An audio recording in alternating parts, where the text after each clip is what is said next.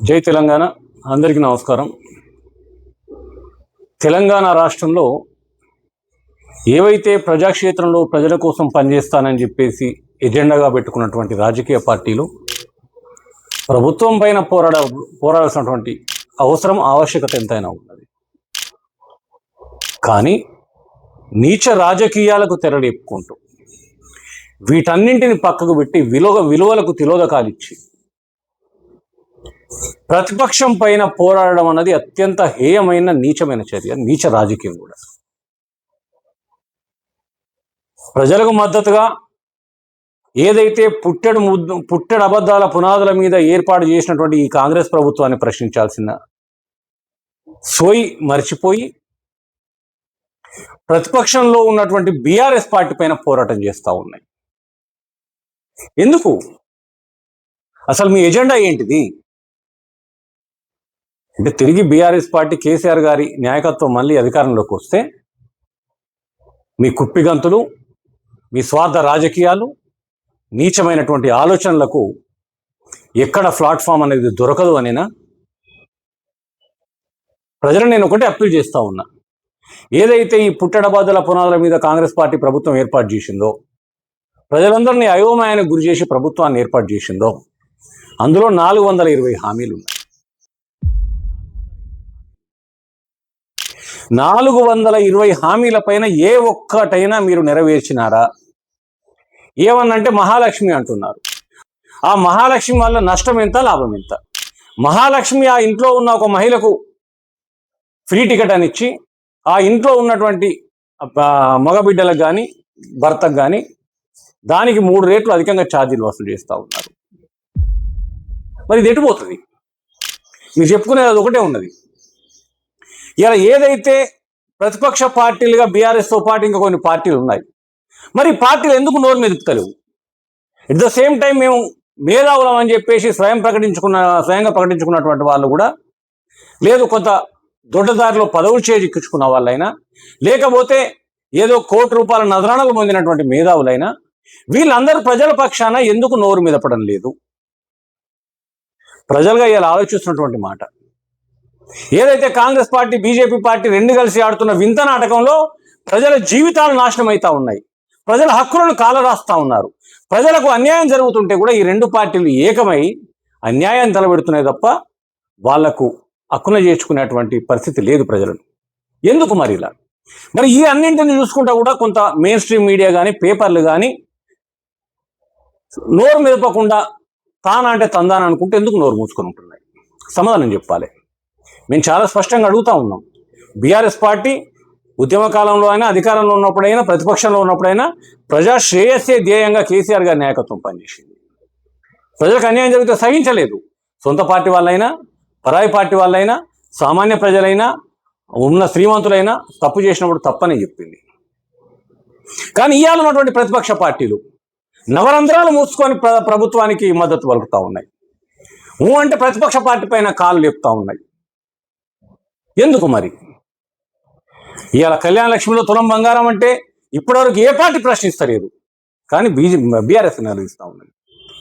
రైతులకు 2 పంటలకే ఇస్తున్నాడు, 3 పంటలకు ఇచ్చుడు చేత కదా కేసీఆర్ అని చెప్పేసి సవాలు విస్తున్నటువంటి రేవంత్ రెడ్డిని ఇప్పటి వరకు ఆ 2 పంటలకు కూడా దిక్కు లేనటువంటి పరిస్థితుల్లో ఇవాళ రైతులు ఇబ్బందులు పడతా ఉన్నారు. ప్రతిపక్ష పార్టీలు నోరు మెదుపుతలేవు. ఎట్ ద సేమ్ టైం ఇవాళ ఎక్కడైతే కళ్ళాల్లో రైతులు నెలల తరబడి పంటను అక్కడ పెట్టుకొని వెయిట్ చేసినా, అటు చూసిన నాదుడు లేడు, అటు పోయి వాళ్ళని కాపాడిన నాదుడు లేడు, దిక్కుమొక్కు లేనటువంటి రైతుల పరిస్థితి. ఇలా రైతులు ఎక్కడికి పడితే అక్కడ రోడ్లపైకి వచ్చేసి కనబడ్డ అధికారుల కాళ్ళ మీద పడిపోయి, అయ్యా మీ కాళ్ళు మొక్కుతాం, మీ దండం పెడతాం, మా పంట కొనమని చెప్పేసి వేడుకుంటున్నా కూడా ఒక ప్రతిపక్ష పార్టీ కూడా ప్రభుత్వం పైన పోరాటం చేయట్లేదు. కౌలు రైతులకు కూడా నేను రైతు బంధు వేస్తా అన్నాడు. ఉన్న రైతు బంధు కూడా కొట్టినటువంటి ముఖ్యమంత్రి ఇవాళ మరి కౌలు రైతుల రైతు బంధు ఎడబోయింది? 3 పంటల రైతు బంధు ఎక్కడ పోయింది? ఇలా రైతు బీమా ఎక్కడ అటకెక్కింది? కేసీఆర్ గారి కిట్టుకేం రోగం వచ్చింది? ఎందుకు నోరు మెదుపుతలేవు ప్రతిపక్ష పార్టీలు? ప్రతిపక్ష పార్టీలకు బాధ్యత లేదా? ప్రతిపక్ష పార్టీలు అనేటివి ప్రభుత్వంతో ములాఖాత్ అయి దోచుకో అనే ఎజెండా ఎట్లా మీరు ఇంప్లిమెంట్ చేసుకుంటున్నారు? ఇలా బీఆర్ఎస్ పార్టీ పోరాటం చేస్తే బీఆర్ఎస్ పార్టీకి అగనెస్ట్గా ప్రభుత్వంతో కలిసి ఎట్లా మీరు చట్టపట్టలు వేసుకొని తిరుగుతూ ఉన్నారు? ఎటుపోతా ఉన్నది ఈ రాజకీయాలు? ఏమైతా ఉన్నది? ప్రజాక్షేత్రంలో రాజ్యాంగ విలువలను కాపాడే హక్కు మీ రాజకీయ పార్టీలకు లేదా? కేసీఆర్ గారు మాత్రమే పోరాడాలి. కేసీఆర్ గారి మీద మీరు పోరాడాలి. సపరేట్గా ఉన్నోళ్ళంత ప్రభుత్వాలకు పోని మరి. ఇలా ఎక్కడెక్కడ మీరు ఆ సంక్షేమ పథకాలను కూడా నీరు కార్చింది కదా. నిరుద్యోగులు అని చెప్పేసి నిరుద్యోగులను వాడుకున్నారు. కేసీఆర్ గారు ఇచ్చిన ఉద్యోగాలు తప్పితే, వారిచ్చిన ఉద్యోగాలకు జాయినింగ్ ఆర్డర్లు ఇవ్వడం తప్పితే కొత్తగా మీరు ఉద్యోగాలు ఇవ్వలే. మరి ప్రతిపక్ష పార్టీలకు కనబడతలేదు ఈ మాట. ఎందుకు ఈ ప్రతిపక్ష పార్టీలు ప్రశ్నిస్తలేవు? నువ్వు మాట తప్పినవని ఎందుకు నిలదీయకపోతా ఉన్నాయి? ఇవాళ ఏదైతే ఒక కేంద్ర మంత్రి కొడుకు తెలంగాణ రాష్ట్ర విద్యతి మానం తీసి బజార్లో పెట్టిండు. చేస్తే ఒకవైపు ముఖ్యమంత్రి అయ్యో పాపం బండి సంజయ్ కొడుకు అంటున్నాడు. ఇవాళ ఒక కొత్త పార్టీ పెట్టినామని నేను తెలంగాణకి అమ్మాను. మరి తెలంగాణకి అమ్మ అన్నప్పుడు ఒక ఆడబిడ్డ నక్కున చేర్చుకోకుండా ఏం తెలియని బాలుడు స్టూడెంట్ అని చెప్పేసి ఆమె కూడా ఆయనకే మద్దతు పలికింది. ఇతరత్ర మెయిన్ స్ట్రీమ్ మీడియా పేపర్లు కూడా కేంద్ర మంత్రికి కొడుకే మద్దతు పలికినాయి. ఇతరత్ర స్వయం ప్రకటిత మేధావులు కూడా అందులో మేము ఇన్వాల్వ్ కాలేమని చెప్పేసి చేతులు దుక్కున్నారు. ముఖ్యమంత్రి స్వయంగా అక్కడ కూర్చొని రేవంత్ రెడ్డి ముఖ్యమంత్రి అడుగు స్వయంగా కూర్చొని బండి సంజయ్ గారు మీ కొడుకుని అప్పచెప్పండి, నేనేం ఫోర్స్గా నేనేం చేయలేను అని చెప్పేసి బండి సంజయ్కి సపోర్ట్ చేసిన తప్ప ఏదైతే ఫోక్సో కేసులో ఇబ్బంది పడుతున్నటువంటి బాధితురాలు ఆ అమ్మాయి కుటుంబానికి మద్దతు ఇక్కడ ప్రకటించలేదు. ఇవాళ మిగతా హంతకులను కూడా మరి ఇదే రకంగా అనౌన్స్ చేస్తావా? మీకు మీరు వచ్చి లొంగిపోయి మేము పట్టుకోనేలేము, మీ చేతగా దద్దమలం అని చెప్పేసి ప్రకటిస్తావా? మరి వాటిని నిలదీసే ప్రతిపక్ష పార్టీలు ఎందుకు నోళ్ళు మూసుకుంటున్నాయి? వీటన్నిటికీ సమాధానం చెప్పాల్సిన బాధ్యత ప్రతిపక్ష పార్టీల మీద ఉన్నది. ప్రజాక్షేత్రంలో ప్రజా సమస్యలపైన, ప్రజల హక్కులపైన, ప్రజల సంక్షేమ పథకాలు నాశనం చేస్తున్న క్రమంలో కేసీఆర్ గారి నాయకత్వం పోరాడుతూ ఉంటే కేసీఆర్ గారి పైన మీరు ప్రభుత్వంతో కలిసి ఎట్లా పోరాటం చేస్తూ ఉన్నారో సమాధానం చెప్పాలి. హైడ్రా పేరు మీద పేద మధ్యతరగతి ప్రజలు ఇల్లు మొత్తం గులగొట్టి రోడ్ల మీద పడేసినప్పుడు ఏ ఒక్క పార్టీ కూడా వాళ్ళకి మద్దతు కాలేదు.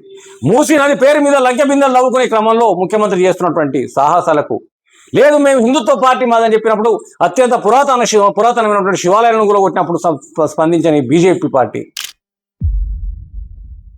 ఇవన్నీ చూస్తూ ఉంటే ఎటు పోతా ఉన్నది సమాజం, ఎటు పోతా ఉన్నాయి రాజ్యాంగ విలువలు, ఎటు పోతా ఉన్నాయి ప్రజాస్వామ్య హక్కులు. ప్రజాస్వామ్యాన్ని కాపాడాల్సినటువంటి పార్టీలు ఇలా ప్రభుత్వానికి వంత పాడుకుంటూ ప్రభుత్వ జేబులో దూరి ప్రభుత్వాల సంఖలో చేరి తానంటే తందానంటా ఉన్నాయి. ఇప్పటికైనా ప్రజలను నేను కోరుతా ఉన్నా, మీకు జరుగుతున్న అన్యాయ పట్ల కేసీఆర్ గారి నాయకత్వం మాత్రమే పనిచేస్తూ ఉన్నది. మీకు జరుగుతున్న అన్యాయాల పట్ల నిలదీస్తున్న ఏకైక పార్టీ బీఆర్ఎస్ పార్టీ మాత్రమే. ఈ దొంగలంతా ఒక తాటిపైకి చేరుకున్నారు. మాకెంత మీకెంత అనే ఒక ఆలోచనతోటి, ఒక కమిట్మెంట్తో పనిచేస్తూ ఉన్నారు. బీఆర్ఎస్ పార్టీ వస్తే 100% ప్రజాక్షేత్రంలో ప్రజా శ్రేయస్సు కోరి ప్రజలకు మేలు కలిగే విధంగా భారతదేశానికి ఒక మోడల్గా తయారు చేసేటువంటి కార్యక్రమాలు తీసుకుంటారు తప్పితే మా ప్రతిపక్ష పార్టీలుగా మేము అప్పుడు ఉన్నప్పుడు మమ్మల్ని పట్టించుకోదు, మాకు ఎలాంటి సహాయ సహకారాలు అందించదు, మేము సంపాదించుకునే మార్గాలన్నీ మూసుకుపోతాయి. కాబట్టి ఏమన్నా కానీ రాష్ట్రం నాశనం కానీ కాక కేసీఆర్ గారు తిరిగి మళ్ళీ అధికారం చేపట్టద్దు అనేటువంటి కుట్రలు తెరలేపుతా ఉన్నారు, నీచానికి దిగజారుతా ఉన్నారు. ఇప్పటికైనా ప్రజలను నేను చేతులెత్తి నమస్కరిస్తా ఉన్నా. ఈ దొంగ పార్టీలను, ఈ దొంగ మేధావులను, ఏదైతే ఈ ప్రజలకు నాశనం పట్టించేటువంటి మెయిన్ స్ట్రీమ్ మీడియా కానీ పత్రికలను కానీ మీరు ఒక కంట కనిపెట్టుకుంటూ ఉండండి. కేసీఆర్ గారి నాయకత్వం మాత్రమే తెలంగాణకు శ్రీరామ రక్ష అని చెప్పేసి మొదటి నుంచి మేము చెప్తా ఉన్నాం, ఈరోజు చెప్తా ఉన్నాం. వారి నిస్వార్థ పోరాటమే ఇలా తెలంగాణ రాష్ట్రాన్ని సాధించింది. ఆ కేంద్ర రాష్ట్రం ఏదైతే తెలంగాణ రాష్ట్ర ఏర్పాటు కోసం కనుక కేసీఆర్ గారు కాకుండా ఇంకా ఎవరున్నా కూడా ఇలా తెలంగాణ రాష్ట్రం రాకపోవు. ఈ తెలంగాణ రాష్ట్రంలో మనమంతా ఉండకపోదు. ఇలా తెలంగాణ రాష్ట్రాన్ని భారతదేశానికి మోడల్ చేసిన నాయకుడు కేసీఆర్ గారు అయితే ఈ రాష్ట్రాన్ని బర్బాద్ చేసి ఆర్థిక వనరులను కొల్లగొట్టి, ఆదాయాన్ని కొల్లగొట్టి, జీడీపీ రేటు తగ్గిపోయి ఇలా ఆగమ్య గోచరంగా మార్చినటువంటి పరిస్థితి ఈ కాంగ్రెస్ పార్టీకి, బీజేపీకి, ఈ స్వయం ప్రకటిత మేధావులకు, ఈ 101 మేధావులకు అందరికీ వర్తించుతుంది. ఇప్పటికైనా తెలంగాణను కాపాడుకోవాలంటే కేసీఆర్ గారి నాయకుడిగా ఉండాలి. కేసీఆర్ గారి నాయకత్వంలోనే తెలంగాణ అత్యంత భద్రతగా ఉంటుంది. కేసీఆర్ గారి నాయకత్వంలోనే మన పిల్లల భావితరాలకు మంచి భవిష్యత్తును అందివ్వగలుగుతాం. రేపు పిల్లలకు ఉద్యోగాలు రావాలన్నా, ఏది రావాలన్నా కేటీఆర్ గారు, హరీష్ రావు గారు, కేసీఆర్ గారు అత్యంత క్రియాశీలకంగా పనిచేసినటువంటి నాయకుడు. ముఖ్యంగా మరొక విషయం చెప్తాను నేను, మొట్టమొదటి నుంచి చివరి దాకా కుటుంబ పాలన తెలంగాణ రాష్ట్రంలో అత్యంత క్రియాశీలకంగా ఒక ఆదర్శవంతమైనటువంటి పోరాటాలు జరిపినటువంటి కేటీఆర్ గారు కానీ, హరీష్ రావు గారు కానీ, ఇతరత బీఆర్ఎస్ పార్టీ మంత్రులు కానీ, ఎమ్మెల్యేలు కానీ పనిచేసి ప్రజాక్షేత్రంలో పోటీ చేసి ప్రజల ఆశీర్వాదంతో ప్రజాప్రతినిధులు అయిన వాళ్ళని కుటుంబ పాలన అన్న దద్దమ్మరు ఇవాళ రేవంత్ రెడ్డి కుటుంబంలోని అన్నలు, తమ్ముళ్ళు అందరూ ఏ పదవు లేకున్నా పోలీస్ కాన్వాయ్, వాళ్ళ పైలట్ వెహికల్స్, వాళ్ళకు కలెక్టర్ల పక్కకు సీట్లు, వాళ్ళు ఎక్కడికి పోయినా రాచ మర్యాదలు, రాష్ట్రం అంతా కళ్ళెదిరుక్కుంటూ దొంగదందలు చేసినా ఒక్క పార్టీ ప్రశ్నిస్తలేదు. తిరిగి మళ్ళా కేసీఆర్నే ప్రశ్నిస్తున్నారు అంటే ఇకనన్నా మనం కళ్ళు తెరవాల్సినటువంటి అవసరం ఉన్నది. కుటుంబ పాలన ఎవరిది? ప్రజాక్షేత్రంలో ప్రజల ఓట్లతో గెలిచి పాలించినటువంటి కేటీఆర్, హరీష్ రావు, ఇతరత్ర బీఆర్ఎస్ పార్టీ నాయకులదా? ఏ అధికారం లేకున్నా యథేచ్ఛగా పోలీసు యంత్రాంగాన్ని, అధికార యంత్రాంగాన్ని వాళ్ళ జేబులో పెట్టి తిరుగుతున్నటువంటి రేవంత్ రెడ్డి కుటుంబ సభ్యులదా? ఈ మంత్రుల కుటుంబ సభ్యులదా? ఇప్పటికైనా ప్రజలుగా మనం ఆలోచిస్తే బాగుంటుంది. ఇకనైనా మనం 100% కేసీఆర్ గారు మాత్రమే మనకు ఒక సరైనటువంటి నాయకుడనే విషయాన్ని గ్రహించి ఈ దొంగలందరూ ఏకతాటిపైకి వచ్చి రాష్ట్రాన్ని అధోగతి పాలు చేసిన సందర్భంలో తిరగబడాల్సినటువంటి అవసరం ఉన్నది, పోరాటం చేయాల్సినటువంటి అవసరం ఉన్నది. మీరందరూ కూడా ఏకతాటిపైకి వచ్చి ప్రభుత్వమైన పోరాటానికి సిద్ధంగా ఉండండి. కేసీఆర్ గారితో పాటు మీరు కూడా కాలు గదపండి, వాళ్ళతో పాటు పోరాటంలో పాల్గొనండి. అప్పుడే మన హక్కులు కానీ మన రాష్ట్రాన్ని కూడా కాపాడుకోగలుగుతామనే విషయాన్ని తెలియజేసుకుంటూ, ఇప్పటికైనా ఈ చేతగాని పార్టీలు ప్రతిపక్షం పైన పోరాటం పనిచేసి ప్రభుత్వం పైన పోరాడాలని చెప్పేసి సూచిస్తా ఉన్నాం.